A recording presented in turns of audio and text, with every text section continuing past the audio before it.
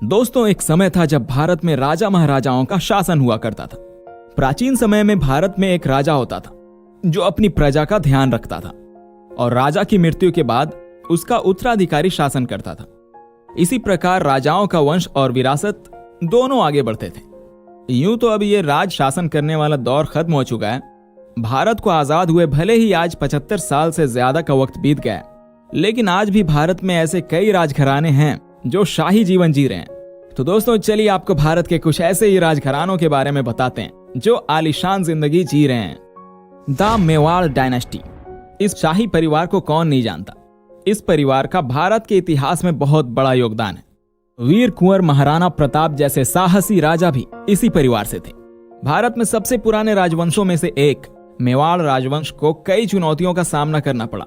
कई संरक्षकों के बाद साल 1984 में उदयपुर के श्रीजी अरविंद सिंह मेवाड़ को इस राजवंश का 76वां संरक्षक बनाया गया। ये राजघराना आज भी अपनी बेशुमार दौलत के लिए जाना जाता है। उदयपुर स्थित महाराणा मेवाड़ चैरिटेबल फाउंडेशन के अध्यक्ष और प्रबंध ट्रस्टी के रूप में श्रीजी अरविंद सांस्कृतिक विरासत का संरक्षण कर रहे हैं। यही नहीं, अरविंद सिंह राजा होने के साथ साथ एक सफल बिजनेसमैन भी हैं और HRH ग्रुप ऑफ होटल्स के मालिक हैं, जिसके अंदर 10 से ज्यादा होटल आते हैं। The Wadiyar dynasty. पहले के समय में यह वाडियार राजवंश था जिसने मैसूर राज्य पर शासन किया था। कहने को तो वे अपने इतिहास का पता भगवान कृष्ण के यदुवंशी वंश से लगाते हैं। वर्तमान में इस राजवंश के मुखिया यदुवीर कृष्णदत्त चामराज वाडियार हैं। हालांकि वह प्रत्यक्ष उत्तराधिकारी नहीं थे। ये कहानी भी कुछ अलग है। बात यह है कि उनके चाचा श्रीकांत दत्त वाडियार की 2013 में निसंतान मृत्यु हो गई और उन्होंने उत्तराधिकारी का नाम नहीं लिया, जिसके चलते उनकी पत्नी राजमाता ने यदुवीर को अपने पुत्र के रूप में अपनाया और उन्हें राजा बना दिया। उन्होंने 2016 में डूंगरपुर की राजकुमारी त्रिशिका कुमारी सिंह से शादी कर ली। यदुवीर रॉयल सिल्क के मालिक हैं और बताया जाता है कि इस राज परिवार के पास लगभग 10,000 करोड़ रुपए की संपत्ति है। The royal family of Jodhpur. कौन नहीं जानता जोधपुर के मेहरानगढ़ किले के साथ साथ उम्मेद भवन पैलेस को। ये दुनिया के सबसे बड़े किलों और सबसे बड़े निजी आवासों में से एक है। वर्तमान में महाराजा गज सिंह अपनी पत्नी और बच्चों के साथ उम्मेद भवन पैलेस में ही रहते हैं।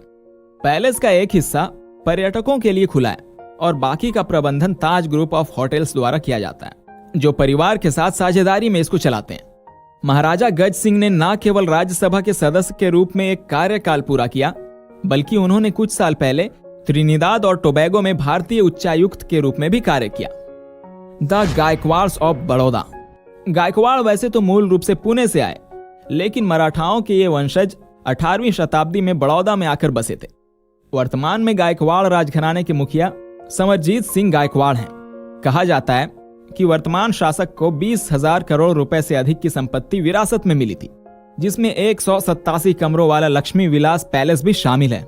इसके साथ ही समरजीत सिंह एक क्रिकेटर भी हैं और उन्होंने रणजी ट्रॉफी में अपने राज्य का प्रतिनिधित्व किया था।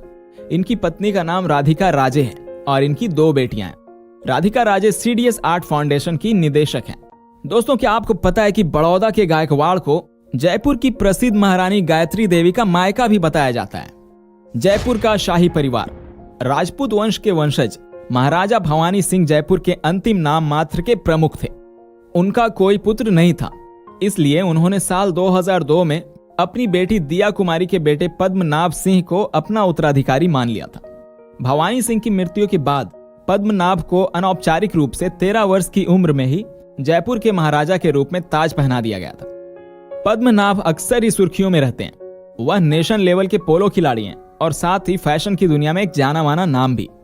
पद्मनाभ पहले ऐसे महाराजा हैं जिन्होंने Airbnb पर अपना निजी स्थान किराए पर दिया है।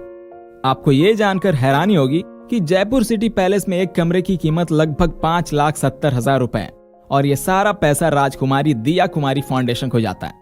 तो ये थी कुछ दिलचस्प जानकारियां भारत के शाही परिवार की।